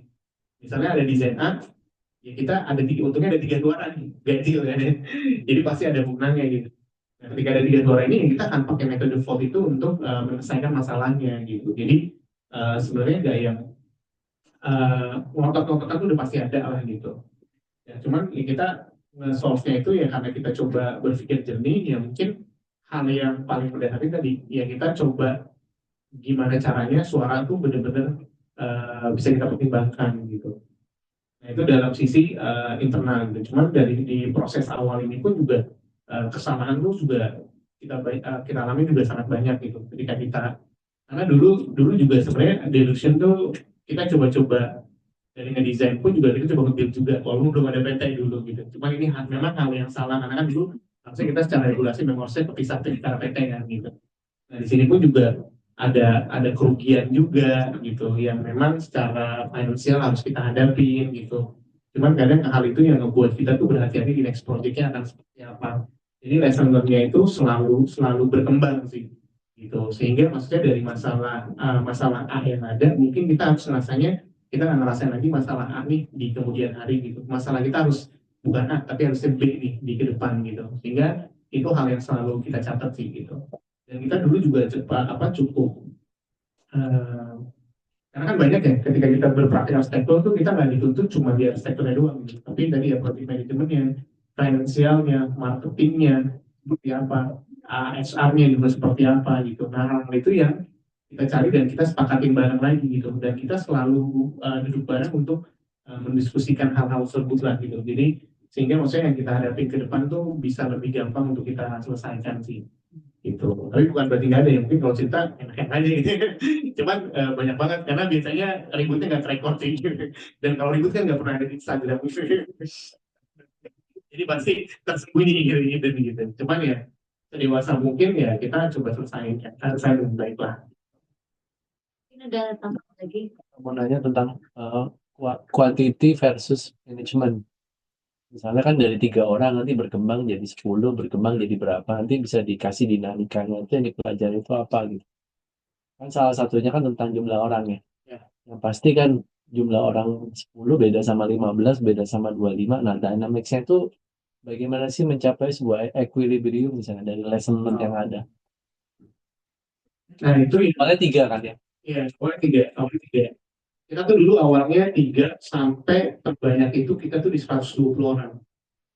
Tapi itu design and build dan ada beberapa bidang bisnis gitu, karena di beberapa bidang bisnis nih kita dulu kan ada kontraktor juga, ada developer, ada desain juga gitu. Dan itu yang ngebuat orang kita tuh memang banyak banget secara OPEX-nya gitu. Nah, tentang equilibrium itu gimana sebenarnya sampai sekarang pun juga itu masih menjadi ramuan kita sih untuk terus kita cari gitu. Nah, memang kalau dulu tuh dinamikanya, kalau di Zen kan mungkin lebih lebih gampang hitungnya gitu, karena produktivitas itu tuh memang bisa bisa sangat terukur gitu. Contohnya, maksudnya kita bisa bagi loh per orang itu untuk kita standarin, misalnya kita rata-ratain dari meter square-nya. Jadi dari meter square itu mungkin bisa kita dapetin satu orang itu bisa ngerjain maksimal misalnya per minggu itu 450 meter square gitu misalnya. Jadi itu hal yang sangat kita bisa apa ya, kita bisa downgrade-kan untuk itu jadi satu buah acuan untuk bisa per orang itu mempunyai keseimbangan yang sama gitu. Nah itu hal yang masih kita pelajari juga sih gitu. Nah, cuman kalau apa ya di tempat lain, misalnya di bidang-bidang lain, karena kita ada konstruksi juga, ada developer juga gitu. Nah, orang ini sangat fluktuatif mengikuti job list-nya gitu, sehingga kita pun juga sebenarnya dulu tuh untuk menemukan keseimbangan itu cukup cukup sulit sih gitu. Karena bayangannya kan kalau kalau bisnis itu mungkin lebih ke uh, revenue kita seperti apa sih, net profit kita juga seperti apa gitu. Dan ini satu ilmu lagi yang memang kita pun juga harus pelajarin lagi gitu, sehingga kita menemukan keseimbangan itu tuh berdasarkan bukan feelings gitu, tapi lebih ke itu hitungan yang exact gitu. Sebenarnya bisa nggak sih kita ngegaji orang nih sampai 120 orang gitu? Itu kan jadi sebuah pertanyaan, apakah itu juga sesuai dengan revenue kita, revenue stream kita nggak sih gitu. Dari revenue itu kan mungkin kita akan tarik lagi berapa banyak sih proyek yang harus kita kerjain gitu. Nah itu tuh ada ramuan matematisnya lah yang biasanya kita coba seimbangkan gitu. Tapi balik lagi lesson learned di situ juga banyak sih gitu. Jadi emang ketemunya tuh sampai sekarang pun juga kita masih mencari formula yang tepatnya seperti apa. Sehingga maksudnya kita pun juga jadi nggak terlalu banyak lah secara manpowernya gitu. Walaupun harapan kita sebenarnya ya kita mau mempekerjakan lebih banyak orang gitu. Tapi realistisnya kan ya kita punya target dan memang punya kemampuan yang harus kita seimbangkan. Sehingga di sana akan jadi bahan pertimbangan sekali sih buat kita apa ya, buat kita nge-hiring lah misalnya seperti itu. Mudah-mudahan cukup menjawab. Oke, mungkin sedikit menambahkan ya Mas. Itu kan tadi Mas Hesbi cerita bahwa ada apa ya, kayak kontraktor juga, ada interior juga gitu kan. Dan pada saat itu kan mungkin belum apa ya, belum berada di sebuah biro gitu kan. Nah, aku tuh kayak bayanginnya gimana ya dulu kayak prosesnya, pada akhirnya dari desain aja terus menambah kontraktor gitu, terus menambah interior. Nah, itu kan pasti step yang berbeda lagi gitu. Nah, apa sih yang saat itu mungkin menjadi momentumnya? Momentumnya sama sih, lebih ke kesempatan sebenarnya. Jadi kesempatan ini kita coba adopting lagi, kita coba melihat lagi apakah ini bisa jadi hal yang baik atau enggak buat kita gitu. Tentunya pasti ini akan jadi perbincangan kita di partnership juga gitu. Apakah kita mau expand ke sisi ini apa enggak sih? Gitu kan kita mau expand ke apa kontraktor atau developer atau enggak sih? Hitung-hitungannya seperti apa sih gitu. Dan situ pun juga kita melihat karena kita nggak apa ya, kita nggak punya kemampuan itu, tentunya pasti kita punya praktisi di bidang tersebut yang memang kita ajak kolaborasi gitu dulu. Jadi kolaborasi ini lebih ke kita rasanya mungkin ya kalau memang di situ ada kesempatannya dan ada orang yang bisa handle-nya dan mungkin secara matematisnya ini akan bisa jadi hal yang baik ya kita biasanya kita coba dulu gitu. Walaupun memang ya balik lagi lesson learned ya, jadi nggak bukan berarti itu bisa jadi hal yang apa ya, yang akan pasti sukses juga gitu. Karena dulu kita juga punya furniture juga, dan juga kita ada collab anak ITB juga desain produk buat dia bikin satu produk namanya Onel, itu kolaps juga gitu. Karena dulu nggak bersaing sama Fabelio, ada IKEA masuk, Fabelio masuk, terus banyak dekor rumah gitu. Mungkin dari harga kayaknya nggak catch, sehingga mungkin ya itu jadi satu pelajaran pahit yang kita ngerasa oh udah kita tutup aja deh gitu. Kita alihkan ke yang lain bisnisnya misalnya seperti itu. Ternyata ini ya, percobaan-percobaannya nggak cuma di material itu, tapi kan masih di Iya. bisnis juga. Benar. Melakukan hal gitu. Karena di sisi bisnis pun juga ya itu tadi kita memang terlalu cepat berkembang kalau kata Aris ya. Kata Aris tuh benar-benar ya kita nih speednya cepat banget gitu, sehingga dari speed ini sebenarnya kadang kita bisa bilang tuh ada koreksi alam. Nah koreksi alam ini yang mungkin menahan kita supaya eh, kadang kita ngerasa mungkin belum waktunya dan kita percepat itu dan mungkin kita harus dimundurkan lagi. Nah itu kita ada beberapa momen yang memang kita ngerasanya oh kayaknya emang harusnya gini dulu deh gitu. Karena dengan speed ini kan mungkin ada momen-momen atau step-step yang kadang tuh kita boosting ya, boosting dalam arti tuh eh, kita terabas nih. Jadi yang step harusnya dari A ke B, kita nggak dari A langsung ke D dulu deh, dari D ke F deh gitu.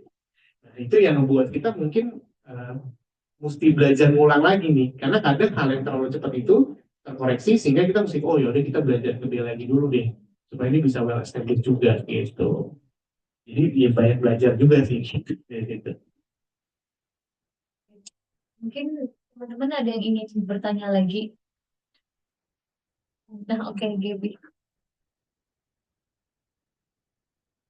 Selamat malam, Mas. Kan nama saya Gaby. Mungkin kalau saya lebih ke penasaran malahan sama sistem berpartner. Maksudnya terkait background berpartner dari tim Delusion gitu. Jadi karena kan bertiga ini kan berpartner dengan bidang arsitektur dengan fokus yang sama. Tentunya kan pasti kan punya idealisme desain sendiri ya. Nah, kira-kira apakah eh, karena punya idealisme sendiri itu gimana cara kompromi agar bisa mencapai satu tujuan yang sama itu? Misalnya kayak apakah oh, nanti desain ini sistemnya voting dari tiap partner atau mungkin kayak ada endingnya ditentukan oleh partner A gitu terhadap output desain terakhirnya gitu. Jadi lebih ke gimana caranya menyatukan idealisme dari masing-masing kepala ini agar bisa menjadi satu tujuan yang sama di Delusion. Oke.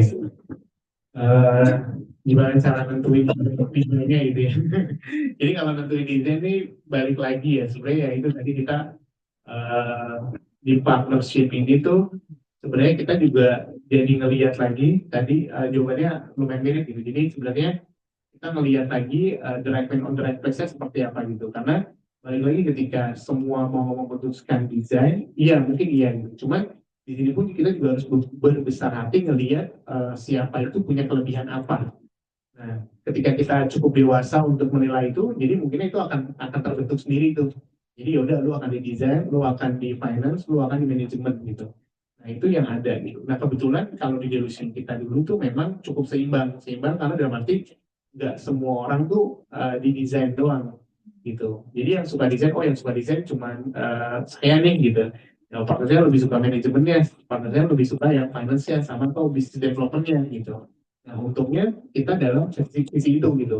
Nah, cuma di awal-awal memang ada perdebatan kayak gitu. Cuma balik lagi tadi kita bilang tuh sistemnya kita pakai sistem vote itu. Cuman kadang kan juga nggak harus selalu kita yang nentuin gitu. Kadang untuk desain, coba deh kita misalnya, oh gue punya ide sini, gue juga punya ide sini. Cuman kebetulan mungkin proyeknya belum banyak, terus ya udah kita coba aja ke klien gitu. Jadi tiga alternatif misalnya dari dua orang, ya kan klien yang memutuskan akan seperti apa gitu. Jadi kita open untuk kita coba aja deh, kita coba gitu. Dan yang bisa ya mungkin bisa si kliennya langsung juga gitu. Jadi nggak terlalu apa ya, itu memusingkan tapi maksudnya nggak yang ya kita coba bisa selesaikan tinggal yang gitu. Udah menjawab kayak gitu. Mungkin ini juga sih Mas, apa? Mungkin ini jadi pertanyaan juga kayak apa sih Mas? Mungkin suka dukanya berpartner gitu. Mungkin ada hal-hal yang kayak mungkin pernah terbesit di masa dia, dia lebih baik sendiri, dia lebih cepat mungkin kayak gitu gitu. Jadi apa enak gak enaknya berpartner gitu. Nah ini yang karena dia sebenarnya kita dari berempat kita tinggal bertiga sekarang.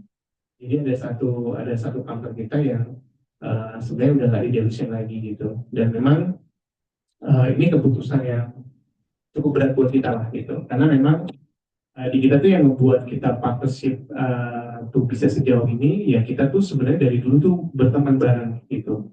Dan rasa rasa kekeluargaannya itu yang membuat di Delusion tuh lebih kayak ini bukan cuman bisnis nih gitu. Tapi ini lebih lebih dari bisnis dan kita ngerasa ini tempat hidup kita bareng-bareng. Dan kita ini bareng-bareng gitu. Karena kita anggap Delusion ini sebenarnya lebih kurang lebih kayak anak kita sendiri gitu. Oh gimana sih caranya ngasuh si anak kita ini bisa bisa berkembang, bisa lebih pinter, bisa lebih dikenal masyarakat dan lain-lain gitu. Nah, kalau partnershipnya tuh ya sebenarnya pasti ada ya, di setiap momen tuh udah pasti ada yang A sebelah sama B, itu udah pasti lah, B sebelah sama C gitu. Nah, cuman biasanya kita tuh selalu open di forum gitu. Jadi dalam arti kalau emang udah mulai ada yang sebel, itu biasanya kita buka forum Jadi partnership berempat itu kita duduk bareng, kita makan bareng, kita cerita bareng gitu.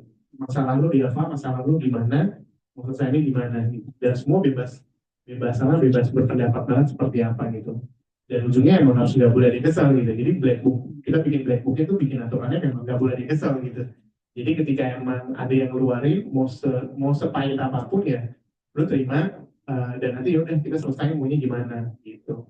Jadi dibuka seperti itu. Menarik ya, soalnya mungkin struggle banget ya, Mas. Apalagi berempat, terus bertiga aja. Mungkin berdua aja kan ada yang Susah. akhirnya sendiri-sendiri gitu. Jadi pasti itu hal yang tidak mudah gitu. Mungkin teman-teman ada lagi nggak? Teman-teman online juga mungkin ada yang bertanya lagi, silahkan. Mungkin Masnya dulu ya. Nanti baru.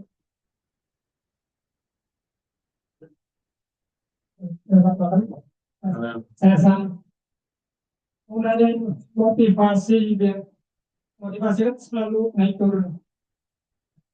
Motivasi selalu naik itu gimana? Sama apa namanya arsitek yang buat pandangan Mas Rizky biasanya kan pasti ada tuh itu siapa sama Mas Rizky mau nyarinya apa ide biasanya di mana? Apa ada rutinan yang tahun keluar negeri atau kemana? Makasih. Motivasi ya, kalau motivasi kayaknya lebih ke tuntutan hidup. Ya kalau motivasi itu kita lihat sebenarnya kalau motivasi ya, saya pribadi kalau ditanya motivasinya apa, sebenarnya lebih ke kita ngerasa nih, gue pribadi ngerasa kehidupan sehari-hari itu banyak apa ya, banyak banyak hal baik dan gue tuh pengen jadi orang yang memang berguna untuk orang sekitar gitu. Jadi ketika gue melakukan ini, sebenarnya motivasi terbaik gue tuh adalah sebenarnya memang orang-orang yang tahu diri gitu. Jadi kita melihat jadi satu hal yang memang uh, ya, kadang mungkin secara apa ya, secara finansialnya kan orang banyak dan lain-lain gitu. Dan mungkin dari sini ada kebanggaan tersendiri tentang brandnya. Ya, beberapa hal yang mungkin memang kita melihatnya tuh ini jadi satu hal yang memang apa ya, punya punya apa ya, punya tujuan yang cukup jelas gitu. Jadi kalau di Lulus itu kan kita I can space for everyone in the world gitu. Kita merasa memang pengen nge-deliver si icon space ini, si rumah-rumah ini ke lebih banyak orang lagi gitu.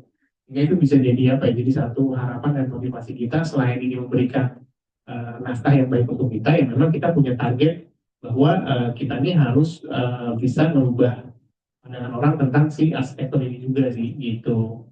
Itu kalau motivasi gitu. Dan di sini memang kalau saya pribadi tentang idea desainnya, cara mengelola gitu. Jadi di sini tuh saya setiap hari sudah pasti akan buka beberapa portal arsitek gitu. Jadi memang setiap pagi itu saya tuh benar-benar ngeluangin waktu paling nggak setengah jam untuk saya ngelihat tentang perkembangan arsitektur itu kayak apa sih gitu. Karena dulu kan memang hobi ya, memang suka tentang tersebut gitu.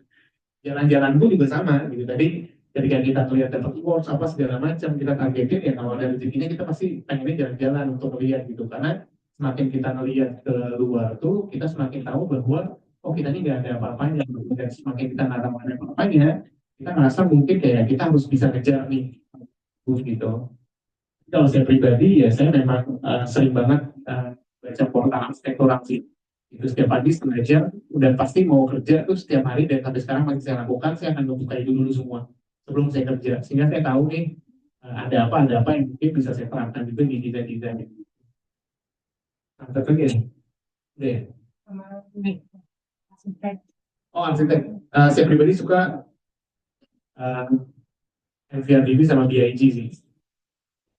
Ya, jadi kayak dulu sempat banget pas lagi kuliah tuh beli buku namanya The More. Jadi The More ini buku yang itu dia bikin apa ya? Dia bikin satu buah portofolio arsitektur itu, dia bikinnya kayak komik.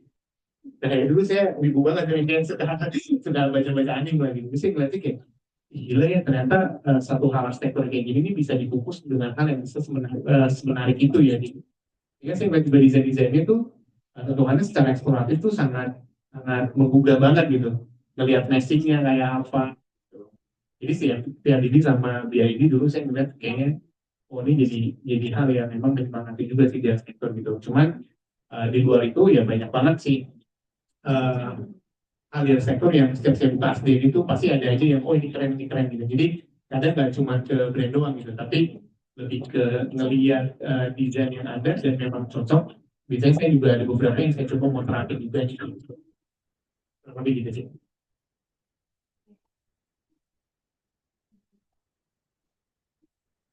Oke, kebayang mungkin ini ya terakhir tadi Kak pertanyaan dari Umum. Silakan Om.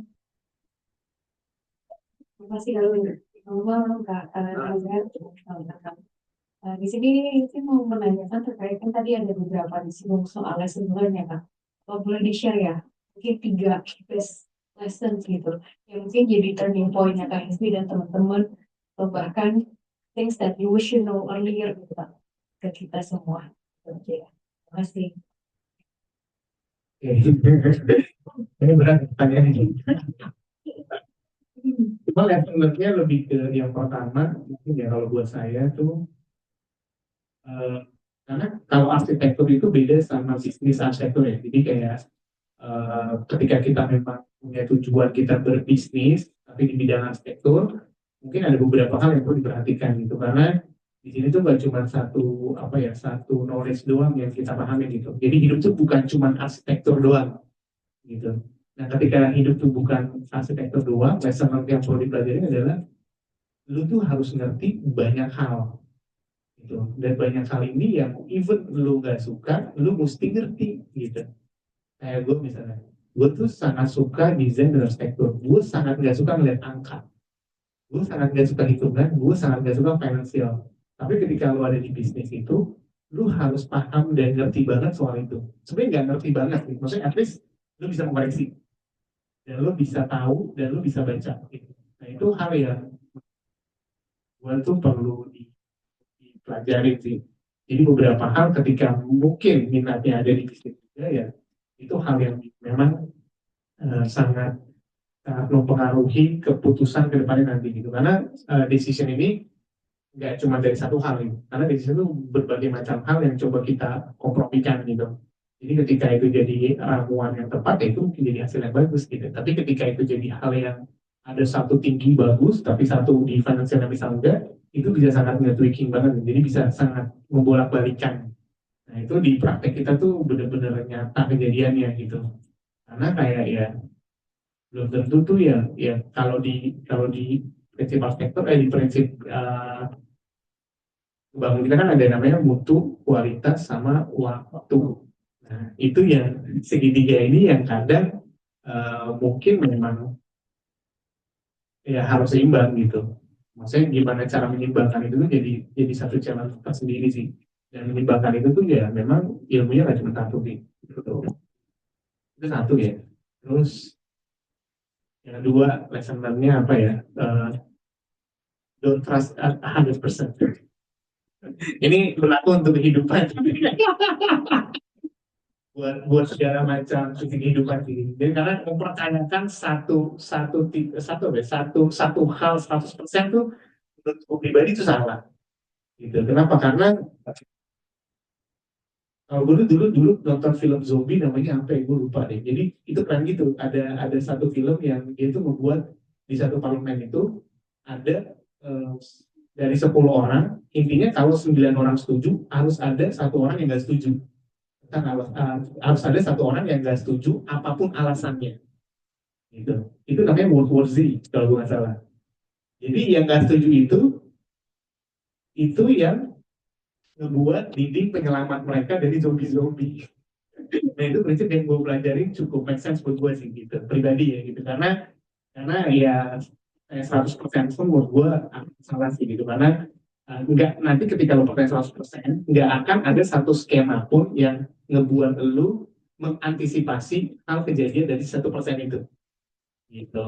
Nah itu yang mungkin bisa coba diterapkan sih sama pacar juga. Jangan percaya 100%. Harus ada 1% bisa gitu. Jadi nggak nggak 100% kecewa lah, ada 1% sisa buat tuh petani hidup. Paling nggak gitu. Itu kedua. Ketiga, eh, don't waste your time. Kayak sebenarnya waktu tuh kita selama 14 tahun, gue pribadi selama berapa 13 tahun nih bergelut di dunia arsitektur tuh banyak banget mungkin waktu yang nggak efisien yang terbuang gitu. Kadang menyimbangkan waktu ini pun jadi satu hal yang memang perlu sih. Karena mungkin hidup tuh nggak cuma dalam satu sisi doang. Jadi kayak misalnya kamu udah berkeluarga misalnya, ada keluarga kamu itu yang sebenarnya juga jauh lebih membutuhkan daripada arsitektur. Karena kadang kan kalau mungkin beberapa orang yang mungkin kurang bisa menyimbangkan ya ngebuat jadi keadaannya mungkin jadi hal yang buruk yang ngebuat hidup dia pun juga jadinya nggak 100% happy lah ngejalaninnya gitu. Jadi ya sebenarnya pembagian waktu ini pun juga jadi satu hal yang mungkin bisa dilakukan secara bijaksana gitu. Karena sebenarnya nggak melarang untuk kita explore begadang sampai malam, enggak juga gitu. Karena kadang ketika itu bisa disimbangkan dengan hal yang misalnya kalau gue udah berkeluarga tapi gue misalnya hari ini begadang, tapi gue besok tuh ya udah gue spending time sama keluarga deh gitu beberapa jam atau mungkin beberapa waktu untuk gue nyimbangin lagi gitu. Tapi harus ada pikiran untuk menyimbangkan gitu. Jangan ngegas terus. Ini sih. Ada lagi Kak. Udah tiga aja. Oke, tadi pertanyaan dari Bu Ung sekaligus menutup sesi diskusi kita pada malam hari ini ya Kak. Jadi seru banget teman-teman tadi diskusinya sangat kreatif sekali ya. Jadi bisa mengeluarkan sisi-sisi yang tadi tidak terjelaskan gitu. Jadi kita ada banyak pertanyaan gitu dan terima kasih banyak cukup aktif juga diskusi malam hari ini gitu. Mungkin untuk untuk memberikan sedikit kesimpulan atau tanggapan gitu terhadap lecture Kak Is. Mungkin Kak Aris ingin bertanya. Ini kasih closing kali. Iya. Oke, ini ya. Iya. Sudah. Habis baterainya. Dari tadi saya tuh mencari-cari apa yang bisa bawa yang paling yang benar-benar ya. Saya itu menganggap bahwa SB dan Delusion itu mencoba untuk menembus batas terus gitu dari awal. Saya bilang saat dia menembus batas dia ketemu batasan. Maksudnya belajar mungkin menembus batas lagi. Mungkin B ketemu B jadi B2B gitu ya. Batas menuju batas. Bisnis menuju bisnis, bisnis menuju gitu. Dan ini horizon baru ini sebenarnya saya jadi ingat ini rada unik ya karena ini menggambarkan apa yang ada di Jakarta atau di lingkaran di BINUS juga. Kalau di Miss Van der Rohe dulu ada namanya Chicago School. Chicago School itu industrial identity. Taste-nya itu besi, melayang gitu. Perjarak ini light, bisa mudah dikerjakan, efisien dan di Amerika ya, di Amerika barang itu efisien. Jadi terciptalah sebuah genre yang ada SOM, HOK, sampai IDAS dan sebagainya. Itu adalah masakan Chicago School. Saya lagi mencari-cari nih school apa yang kira-kira yang kemudian melahirkan oleh Delusion, dan saya pikir jawabannya BINUS gitu. Nah, BINUS School gitu ya. Nah, yang di sini yang tadi beberapa keyword yang dikasih sebenarnya terkait dengan opportunity ya. Bahwa SB dan teman-temannya menggait opportunity dan memang kesempatan yang tidak ada duanya gitu.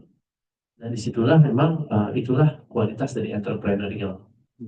Dan saya pikir itu make sense.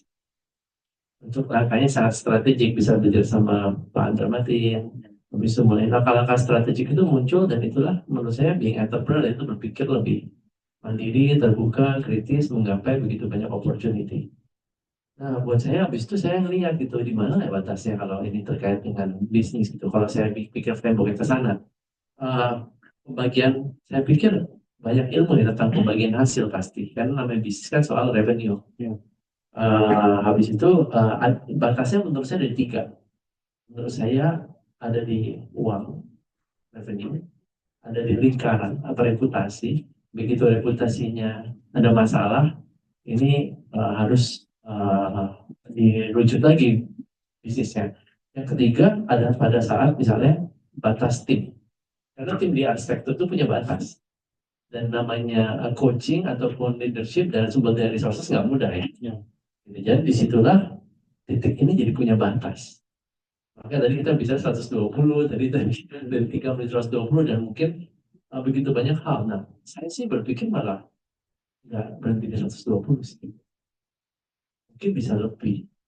Karena ranah bisnis sebenarnya soal persiapan 3 hal itu aja. Revenue, network, dan tim. Ya. Jadi kalau mau Delusion mau meng-unlock dirinya di ranah entrepreneurship atau batas cuma dari 3 itu, sebenarnya jumlahnya nggak cuma 120, bisa 1.200, bisa 12.000.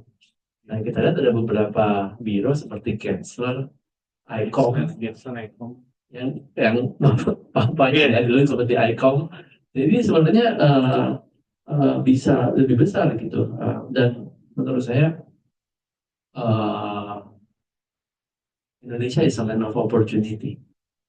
Gitu ya. Jadi disitulah ada uang, ada lingkaran, ada tim. Itu menjadi batas yang jelas dan juga ada prioritas soal waktu. Nah, sekarang pertanyaannya adalah apakah cuma entrepreneur yang dipercaya di dalam arsitektur? Nah, hal-hal seperti itu sebenarnya pasti dari tadi itu mencari-cari soal desain ya, yang kemudian dikomparasikan dengan desain yang ada di luar untuk mencari apa yang ada di dalam. Nah, pertanyaannya biasanya kalau kita lihat Paul Feyerabend itu bilang metodenya harus dibalik. Bagaimana coba kalau yang bagus itu malah ada di dalam, dan yang di luar harus belajar dari kita. Saya pikir Delusion sebenarnya sudah cukup berkembang jauh ya, dengan menciptakan opportunity. Ada saatnya di chapter 4 mungkin ya, harapan kita bisa lebih berdikari dari metodenya sendiri. Kemudian menciptakan bahwa orang luar harus ikutin kalian. Dan pikirnya malah hal-hal seperti itu, jadi kita bisa bangga sebagai anak bangsa gitu ya. Ups and down biasa. Ya. Saya pikir wish all of the best for Delusion. Jadi dengan semua identitasnya, dengan semua jungkir baliknya, dengan istilah-istilah yang catchy itu, dan itu menggambarkan generasi SB dan teman-teman. Dan nanti Gen Z pun punya mungkin jungkir balik yang berbeda lagi. Tiap generasi punya badutnya masing-masing. Masuk generasi kali kita punya badut kita masing-masing dan kita harus jujur bahwa memang berbeda. Kita senang banget ya bisa dapat record dari arsip seperti ini. You and the people, it's a Delusion is one of the kind ya, yang bisa bikin sejarah arsitektur di Indonesia. Dan keep on pushing the bar, menembus batas. Amin. Ini jatuh kan juga ngerasain sendiri. Tapi bagus banget lesson learned-nya dan sebagainya. Saya pikir itu banyak hal bisa kita pelajari banget dan menurut saya jatuh itu biasa ya. Kan justru orang kegagalan itu ada katanya si siapa? Si Hemingway. Di titik-titik yang paling runtuh itu disitulah kekuatannya sebenarnya. Itu orang bisa luar biasa bangkit dan lahir kembali itu hal yang luar biasa. Dan setiap fase 1, 2, 3 itu sebenarnya ada fase-fase yang krisisnya gitu, terutama fase COVID ya, dan itu luar biasa sih. Kita semua sudah bersyukur untuk bisa masih selamat dan masih praktis sekarang. All the best for the Delusion. Amazing to see the progress. Gila, masih umur 34. Gila ya, harusnya udah 42 loh. Jadi emang luar biasa sih sudah bisa sampai di situ dan tanpa COVID. Thank you banget ya.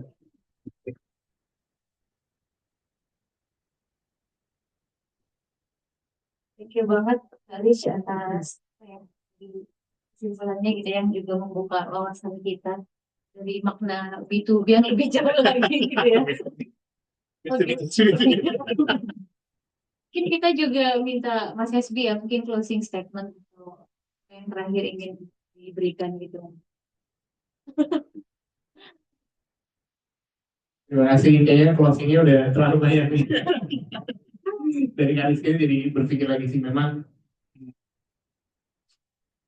tadi ya, dari kita milenial harus mungkin ya, nanti ada agensi juga, dan kita mesti tetap relevan lah dengan keadaan yang ada, karena mungkin kita pun juga harus selalu bisa menembus batasan yang ada, karena ya kalau kita, karena sekarang udah masuk banyak banget teknologi ya, jadi AI itu juga jadi satu hal yang mungkin eh, kita pertimbangkan untuk harus kita adopt lah gitu. Dan ya untuk tetap relevan ini ya kita mesti terus belajar lagi sih dan menembus batasan gitu. Dan mungkin dulu cara kita nih seperti ini dan kita bilang ini sebenarnya masih old ways gitu. Dan untuk redefine lagi next ways-nya itu ya ini akan jadi godokan kita kembali, dan mungkin kita pun juga nggak akan kalah dari kalian para teman-teman di sini. Jadi kalian masih akan semangat gitu. Dan ya kita usahakan. Jadi kalian semangat, kita akan lebih semangat. Jangan mau kalah dari kita. Gitu.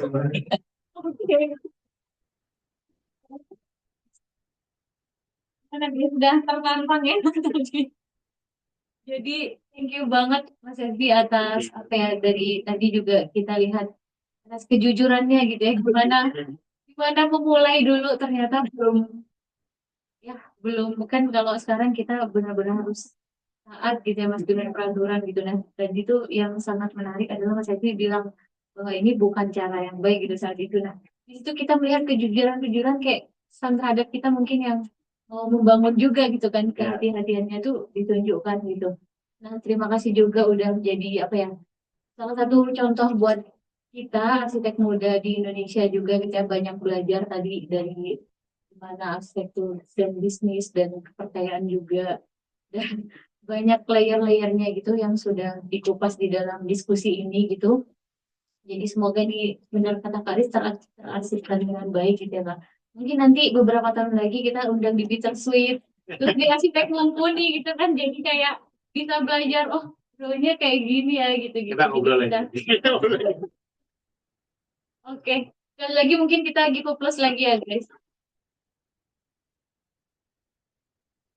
Dan terima kasih juga teman-teman online yang sudah apa ya ikut sesi ini sampai ending gitu ya. Tadi ada Kak Jeremy juga, dan masih banyak itu ada Kak Herin. Mohon maaf kalau ada pertanyaan yang belum bisa kita jawab ya terkait waktu gitu.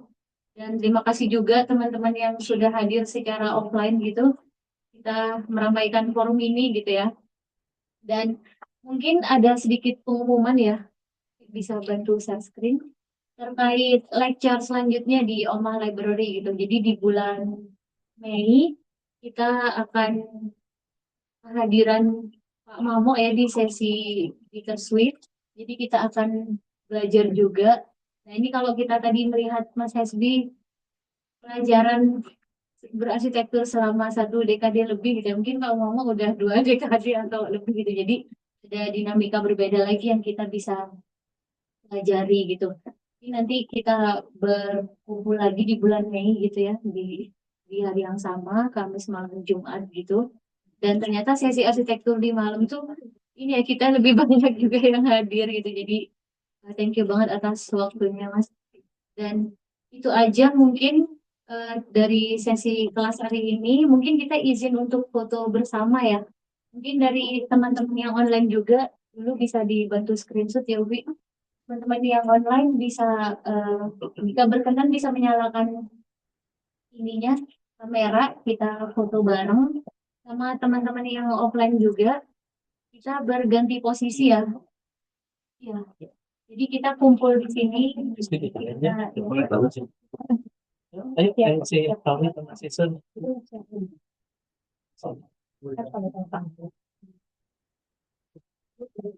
Yuk guys, jadi seperti biasa ya, yang bagian depan Indonesia. itu Gitu so. Oh iya, tadi nggak asal Jadi kita kita dong. Kalau di Indonesia. jiwa pecah. Udah gini nih. Vincent. Iya.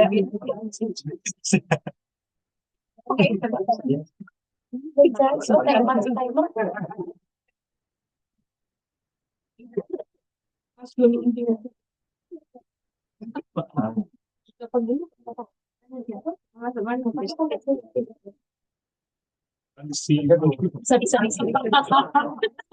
Cuma aja.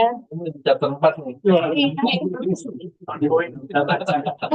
Mungkin sebenarnya satu bagian space. Kenapa ya?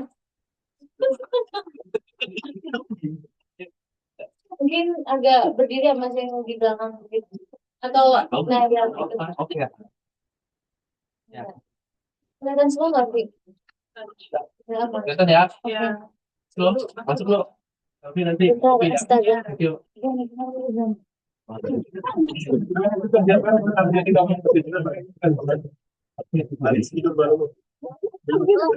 Ini tuh ganti. Ya. Yeay.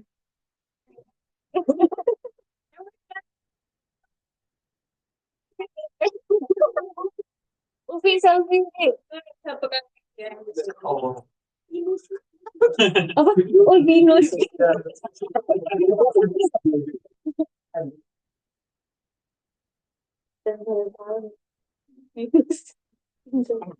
Yuk.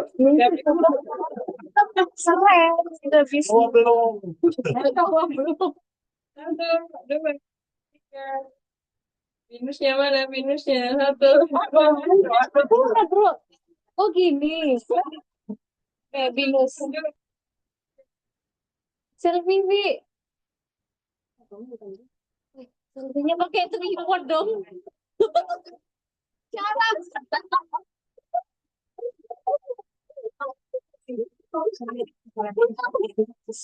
Nih. Tinggian, Bu. Ini aja.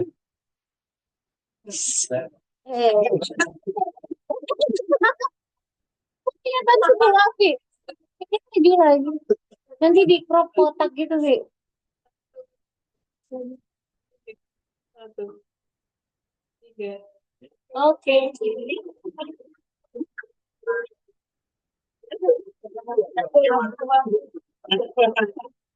Telepon. Golden Shower. Selamat istirahat juga. Kalau sekarang habis nulis, tetap harus makan. Bisa lompat. Oke, yang udah kita semuanya kita komennya kita testimoni. Bisa jadi kan Iya, aku yang minta. terus dalam itu kita pakai